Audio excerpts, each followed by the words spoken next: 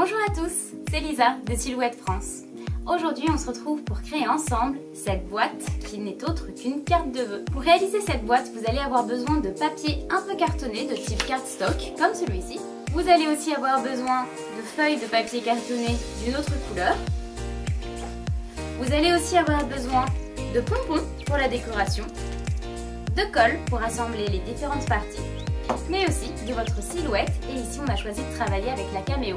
Vous allez avoir besoin d'une lame et pour ce faire on va utiliser la Seal Blade 1 mm. Pour commencer, prenez votre tapis silhouette adhérent standard et positionnez votre papier cartonné de la couleur de votre choix. Ici, nous avons utilisé un papier teinté dans la masse de 216 grammes.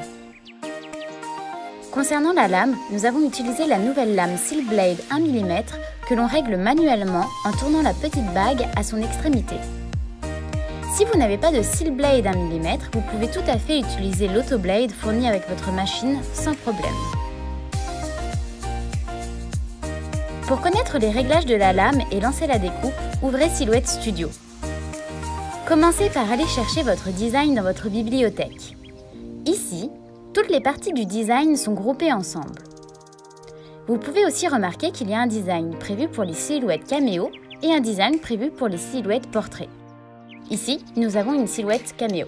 Toutes les parties du design sont liées entre elles, ce qui ne facilite pas les étapes de création. Pour séparer les parties, faites un clic droit sur le design et cliquez sur « Dégrouper ». Vous avez maintenant accès séparément à la partie basse de la boîte et à son couvercle.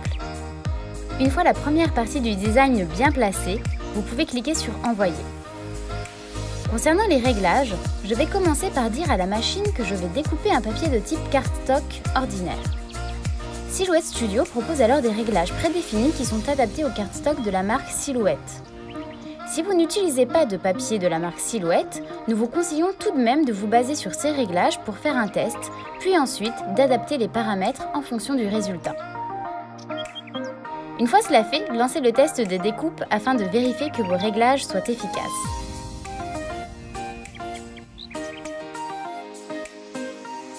Comme vous pouvez le voir, ici, la découpe n'est pas parfaite.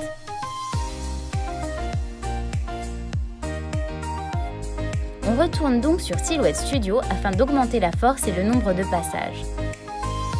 Avant de relancer le test, j'utilise le panneau tactile de la caméo afin de déplacer le tapis et faire en sorte que le test ne se fasse pas au même endroit. La feuille étant relativement fine, il n'est pas nécessaire de modifier la sortie de lame. Lorsque vous avez trouvé les bons réglages, vous pouvez lancer la découpe via Silhouette Studio en cliquant sur « Envoyer ». Enfin, laissez la machine travailler. N'oubliez pas, lorsque la machine a terminé la découpe, ne retirez pas le tapis instantanément. Vérifiez d'abord si la découpe vous convient. Sinon, relancez la découpe via Silhouette Studio sans décharger le tapis. Si oui, retirez le tapis et passez à l'étape suivante.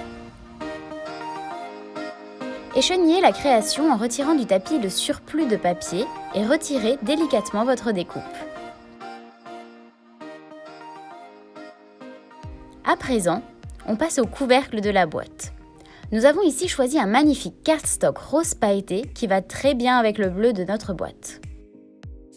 Posez votre papier cartonné sur votre tapis de coupe en veillant bien à mettre la partie pailletée contre le tapis et la partie lisse vers le haut. Sachez qu'il n'est vraiment pas bon pour votre lame d'attaquer directement les paillettes qui sont très abrasives. Une fois la matière chargée, retournez sur Silhouette Studio afin de paramétrer la découpe. Nous insérons une nouvelle matière et de nouveaux paramètres doivent être saisis. On place donc la partie couvercle de la boîte sur le tapis de découpe et on se rend sur l'onglet « Envoyer ». Une fois les paramètres définis comme à l'écran, vous pouvez lancer la découpe et passer à l'échantillonnage.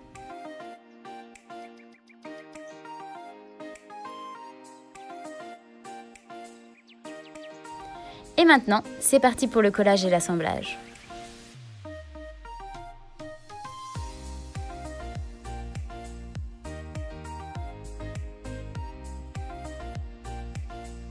Pour terminer, on a collé un pompon sur le dessus, imprimé un texte qu'on a collé au centre et enfin, on a ajouté des pompons à l'intérieur.